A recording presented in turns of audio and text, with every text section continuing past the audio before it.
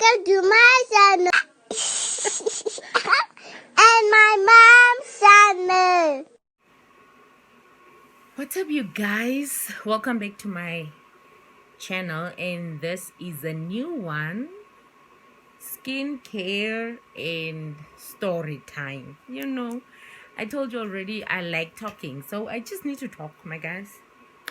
So I'm going to tell you guys how I do my nighttime routine and then tell you a story. So let me just start right. I have already cleansed my face with this Neutrogena spot control face wash.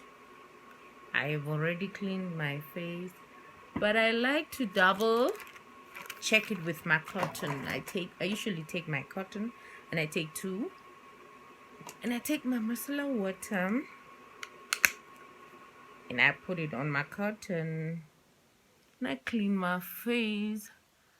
So guys, today I want to talk about a story that was long overdue that I said I'm going to tell you guys about.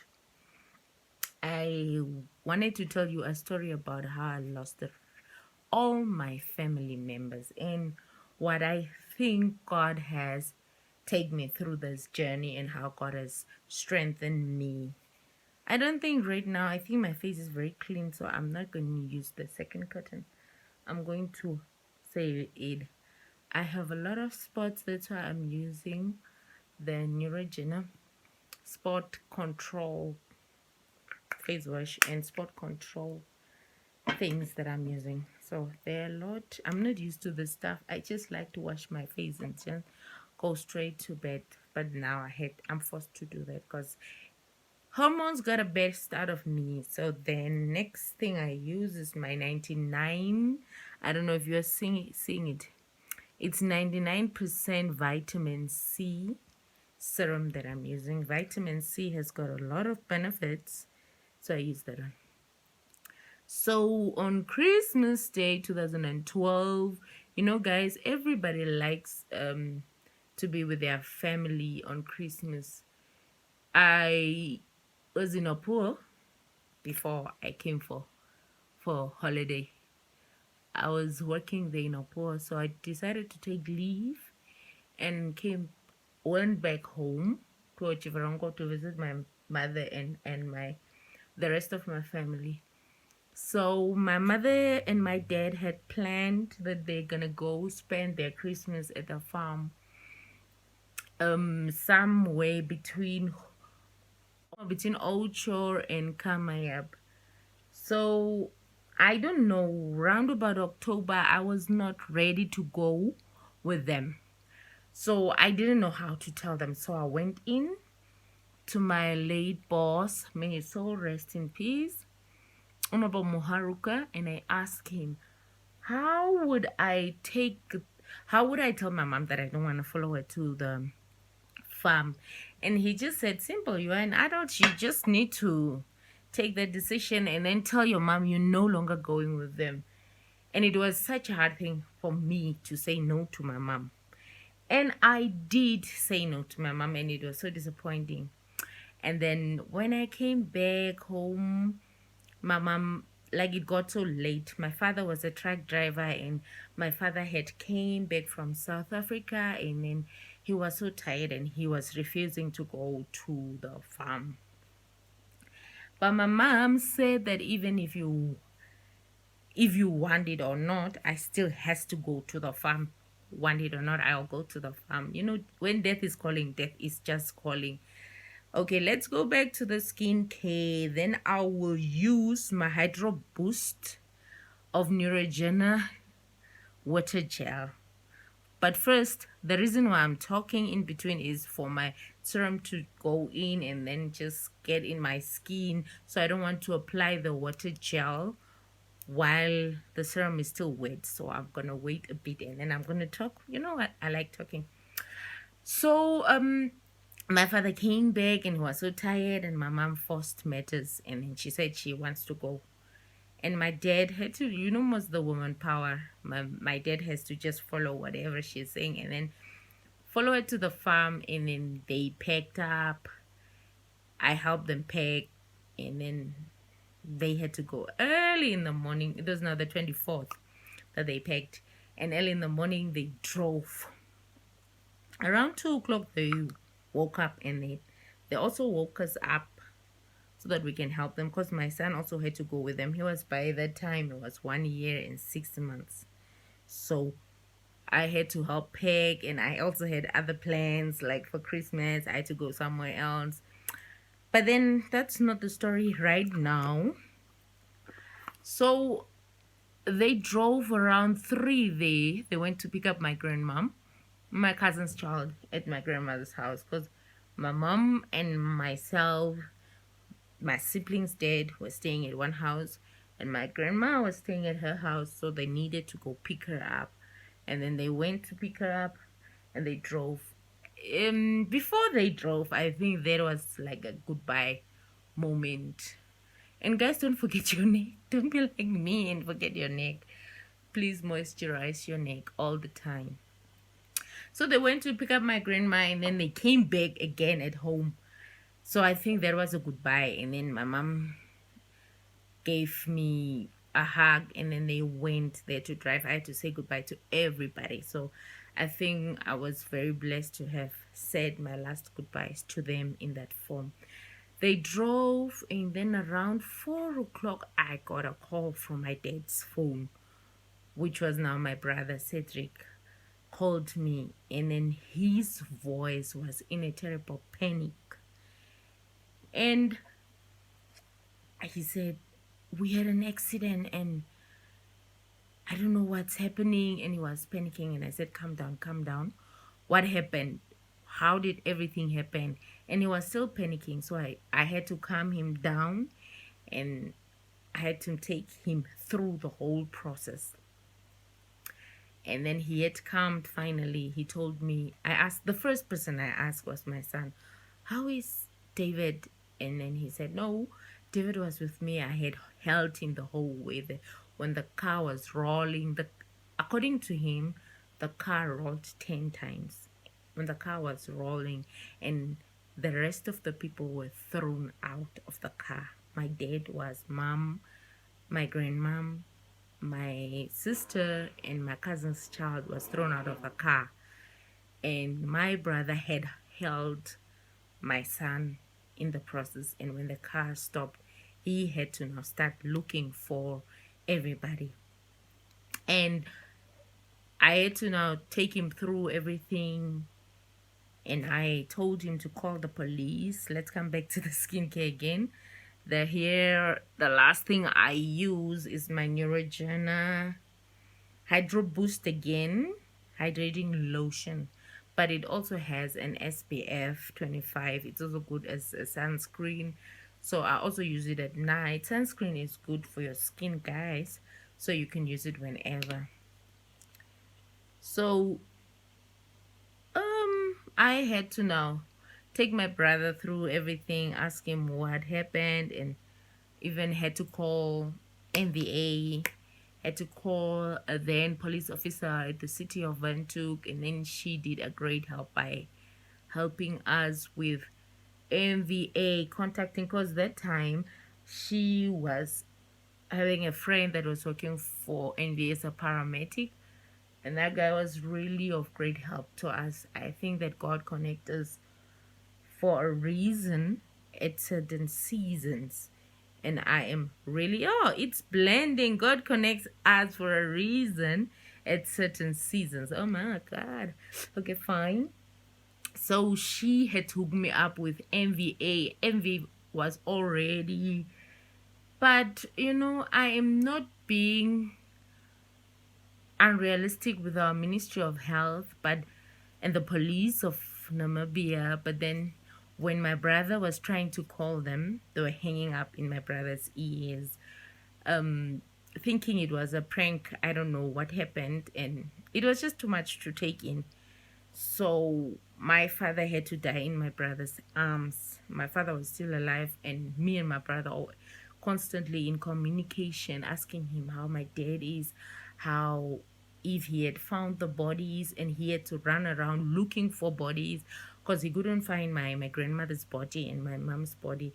And then I told him, just go around. Then he was asking me, where would I leave the boy? I was telling him, go with the boy and then look for the bodies. And I think that he is the superhero of our family. He did a very great job at that moment in time. I think he was just 16 years old, and he really did a great job. I will forever be indebted to him. Not that I'm going to repay him, but I think that God used him at that moment in time. He found the bodies, and then later help came, and from that 4 o'clock, imagine, up to the morning hours, that is 9 there, that's when the ambulance came and collected now my other brother that just followed me, Vinicius. I think as I'm speaking, she was in a very critical condition or critical state. So they had to rush him. And Cedric, nothing happened to him. David also, just a little bit of scratches they had. And it was such an amazing thing that nothing happened to those two. So, like, the help from the church, especially the church. I mean, you guys, today, there's a lot of prophets and there's a lot of controversy about church. But in my process of loss, church helped me a lot. And some people will maybe think that, why is he always about church and church? But in my darkest moment, it was not family that was there for me. It was church people and my colleagues that were there for me. So the church people took my brother and my son, and I think I'm going to say Pastor Geraldus and his wife took David and Cedric in at their house, waiting for us to come, because that was a Christmas day, and the police officer that was on the case had to now go the next day somewhere. So he told us that we needed to identify the bodies. So we needed to go to Ocho. Ocho is how many kilos? 60 something kilos from Ochivarongo. So yeah, let me come back to my skin care. So for me to have a glowing skin and also have a good gut, because women, we struggle with our gut. I need to take my vitamins, and I packed my vitamins in this thing. You can get it in Pep. So I pack them Monday, Tuesday, Wednesday, Thursday till Sunday. Mine is very old, and the numbers or the letters are gone from it. So I'll just open the second one, which is Tuesday, because today's Tuesday. I'm filming. Take out my vitamins, and I take aloe vera. I don't know if you guys can see it. Okay, let me put it like this. Probably you can see it. It's 4 pills. This is vitamin multivites. Okay, I want to be protected against COVID, so I want to be a healthy person. So I take my vitamins, and then I'll also take my zinc. Zinc is good for everything. I mean, for our blood counts. I'm a woman.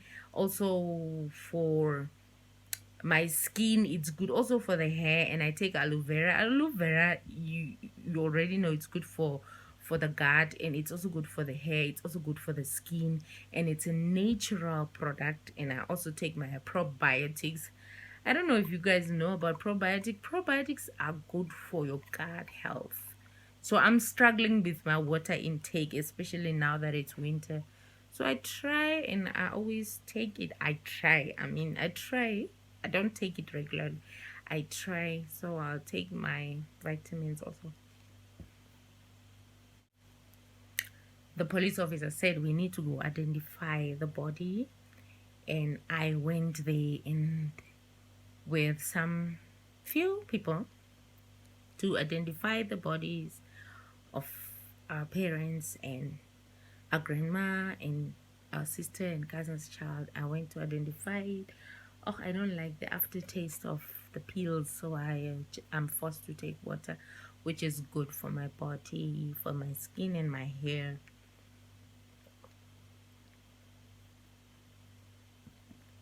So we went, identified the bodies. So the most traumatic experience for me was to identify my parents, my dead parents' bodies, like the tray, somebody that is working in the mortuary or somebody that has been in a mortuary would know. Like, it's just like a bed, and they slide it out, and then you have to identify this is who this person was born on this date and this date. So you need to give their names, their birth of dates, how old they are, and all this stuff. So I had to identify for them to issue us with a death certificate. And I think that this video, the story time, is going to have parts, and this is part one. I think it is part one. So at once I lost all those people, and guys, it was for me how I felt. Okay, fine, let me come to how I felt in that moment in time. I didn't feel anything. I felt like I was dreaming. I felt like it's a nightmare I'm having, it's a dream, and somebody's gonna pinch me or somebody's gonna come and wake me up, and it is all gonna be okay, and just somebody's gonna tap me on the back and say, no, memory, it was just a bad dream. That is how I felt. But at that moment in time when I was told, and I remember I could not wait for the morning, like the sun to come out, and I was on my way to my grandfather's house. I had to leave because I was left with my brother Brendan, the youngest of us all. So I had to go to my grandfather's house to inform my auntie, because my grandfather was also at his farm. So I had to go inform my auntie and people. So I just needed support. I needed people to be there for me. So as I was going out the gate, I can remember it as yesterday. I prayed one prayer that says that when my brother told me my father's still alive, I said, God of the dry bones, God that called on the dry bones. When the prophet was in the desert and there were a lot of dry bones, I think I will leave the scripture down below. Then the prophet prophesied over the dry bones, and the bones, each and every bone came to his own bone, and the flesh formed on the bones, and then the bones got life. And I took that specific scenario and prayed and said, God of the dry bones, please rescue my father. But my wish was never granted. It never happened like I wanted. My dad had to pass in my brother's arms, and it was so difficult for me, like emotionally, at that point in time, at that moment where I heard that everybody has passed, and my brother was critically taken to Windhoek because he had multiple fractures. All his ribs broke, his skull broke, his spinal broke, but it didn't shift, it just broke. And the ribs that broke had torn his intestines, so he had to have an operation, emergency operation, whereby they needed to clean his stomach inside. It was just too much to take in, and I didn't know, like, where do I start? How do I mean, wake me up, guys, wake me up. That was my take. And I was like, okay, fine, I'm going to be strong. I'm going to be the big sister for my brothers. I'm going to allow myself, this is the time to prove myself. That is just what I thought. But as months went, I don't think it's anything I would wish on anyone. It was very difficult. I had so many questions. I had so many things that I went through. And on the other part where we had to bury our parents, my late grandfather splitted the like the memorial services had my grandfather split it, like he took my mom and my sister to be memorial service to be at his house, and my dad, my grandmom, and my cousin's child's memorial service had to be at another house, though it was just almost in one street. People never considered how we felt, like me and my two brothers, because the other one was in ICU when we buried our mother and my father and our granny. Everybody, he was in ICU. He didn't know when we buried our parents. So people never considered how we feel. People never consulted us. People never thought that we will be in between. The other one was our dad, and the other one was our mom. How are we supposed to divide ourselves? How am I supposed to choose between my mom and my dad? Well, I grew up with both of them, and if my dad was a runaway dad, I could say, yeah, it's fine. But it was difficult. But then I had to respect the decision of my grandfather. I had to respect the decision, the wish of my grandfather. So I agreed with my grandfather. Yes, I said, anything you say, I'm going to support you. And my father's family was so disappointed. And that came to the point where the rest of my father's family had turned their backs on me. Up until now, they had turned their backs on me because they believed that I splitted the funerals and all the things that happened. And it was such a tough moment for me. Not at that moment, because at that moment, it seems like everything was a dream. The after effect, after 6 months, that's when everything was difficult for me. That moment, I just wanted to get done with the funeral. I just wanted to move on with life. So that moment, I didn't feel anything. So it was cool. Yeah, it was very, very, very fine. So I buried our parents, and in the process of me organizing now the funeral of my parents, I had to be in between Otjiwarongo and Windhoek because my brother was in ICU, and then they needed permission to operate on him because he had multiple fractures, multiple injuries.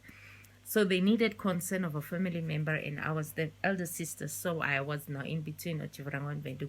Today I'm in Otjiwarongo, the other day I'm in Windhoek. And as I was going to Windhoek, at our house that our parents died from, my family members were coming. They were taking my mom's clothes, cars were taken. It was such a rough moment. But then I had to come back and still organize for the funeral. And guys, you don't want to know what happened at the funeral. So I think I'll withhold that for now, and I'll not share because a lot of people were involved and a lot of people's feelings will be hurt once I share my story. And I know that people will not like it, me speaking out, but I think it is my story and I lived it and I need to share it. But what have I learned in the story that happened to me? And I even had to become a mom of teenagers and young adults at 24.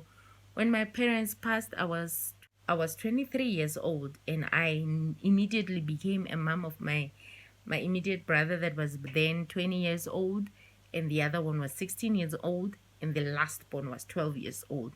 So I immediately became their mom. And it's no easy task to raise teenagers.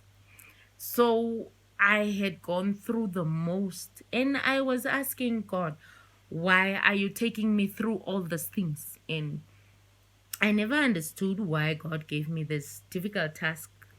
But now that I am grown, now that I have my own children, and now that God has given me responsibility of other young people, I understood why God had to take me through this.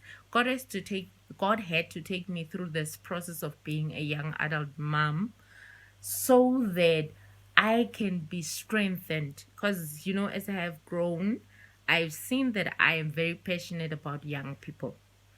And young people are overall problematic people, and they're not easy. Even parents get high blood pressure because of their own children.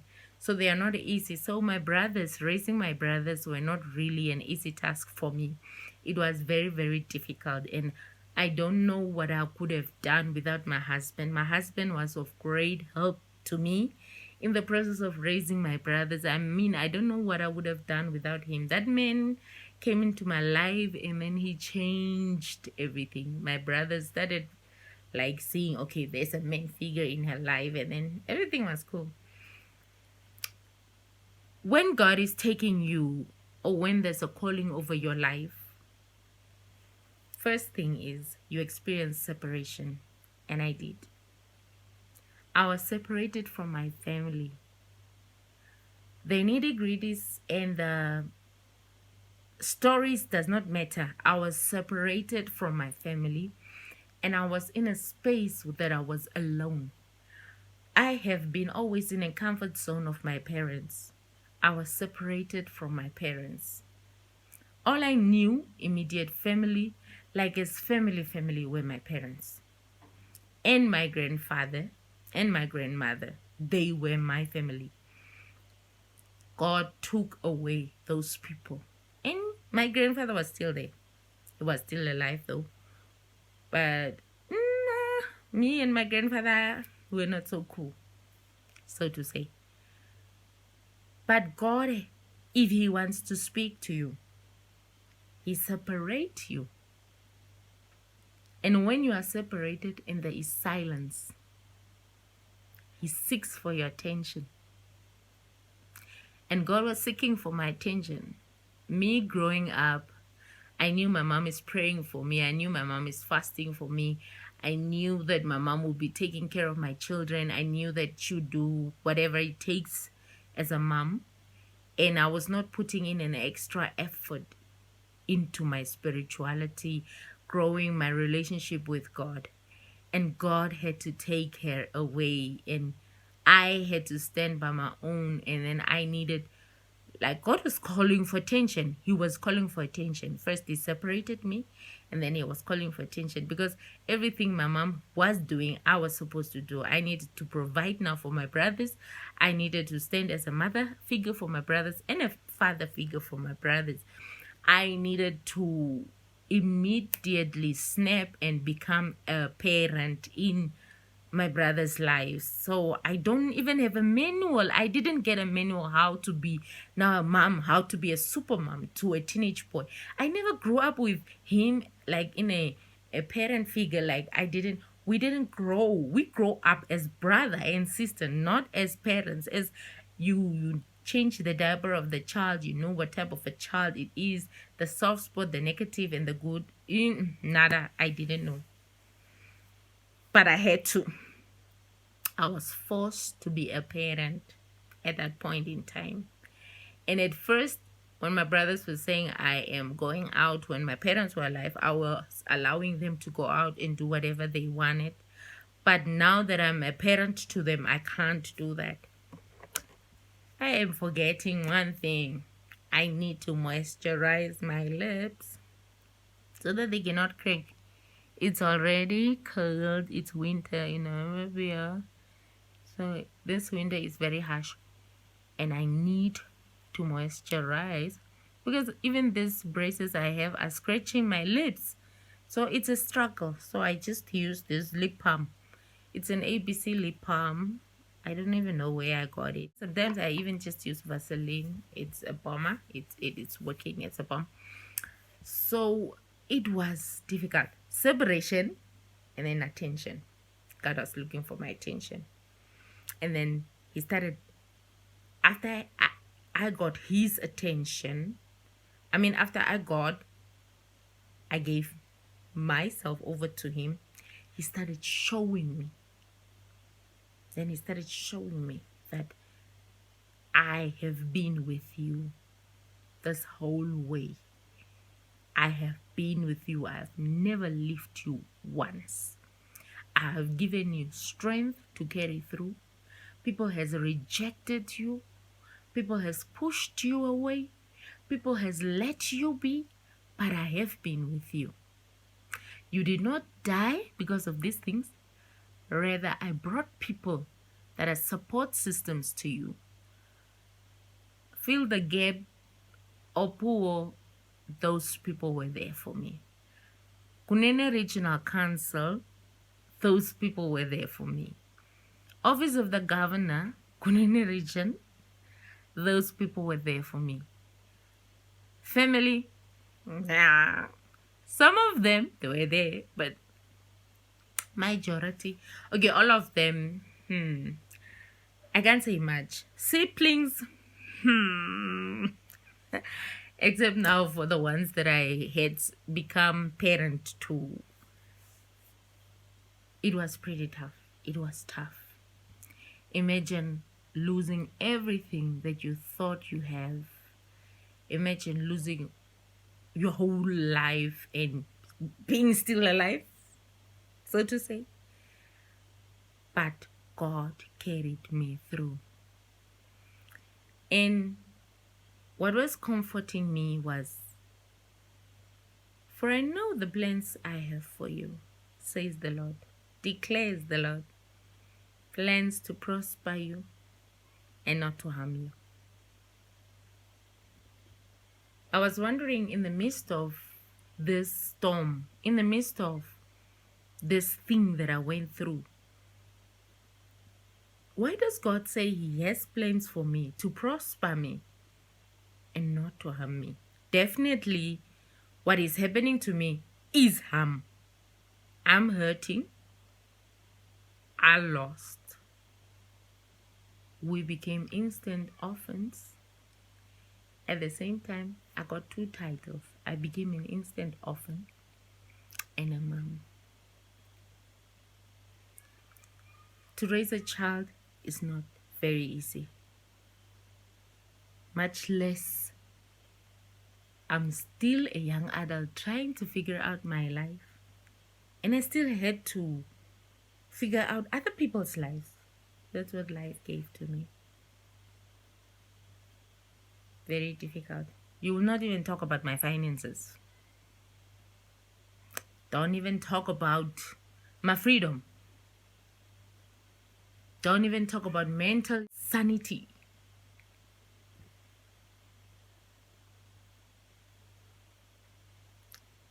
What kept me through?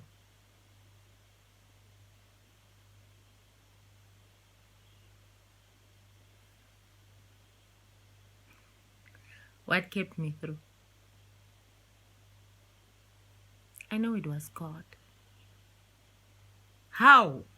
How did He keep me through? Giving me strength, giving me loving people, giving me supportive people. He never let me alone. And before He did everything, the amazing thing that God did was took me out of my comfort zone. That's part of separation. I never knew why I had to get a job in Opuo. But I am originally from Otjiwarongo. Why did I get a job in Opuo? God was separating me from the rest of the people. God was preparing me to be strong. God made me go out there, build relationships with people in Opuo. Once this bad thing happens in our lives, I had already gone out. I had already built a relationship with people there. God knew that the people back in my hometown are not going to be my support system. And He took me out. Does it make sense? I think it does. I think that we will have another segment of this. How I lost my parents. How I lost everything. But then there was still light in the end of the tunnel. So I think I have talked enough. I have talked long. So we will meet in the next one, where we'll still continue sharing, because I have a lot to share. And I am apologizing for anyone that might feel that this was too harsh, and it's not the way it was, and I am twisting things.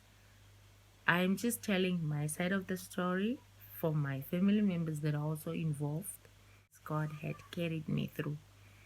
God is still carrying me through, and I still have a lot to tell you guys about what God has done in my life. It was not easy, but with God, I know everything is possible, and that's just what happened. And I'm forever, ever grateful to God, and I'm indebted to God. That's why I say I will never leave the side of God. In my imperfections, in my shortcomings, I am not going to move away from God, because if I could have, I would have not been in existence. I am because God is. I'm out.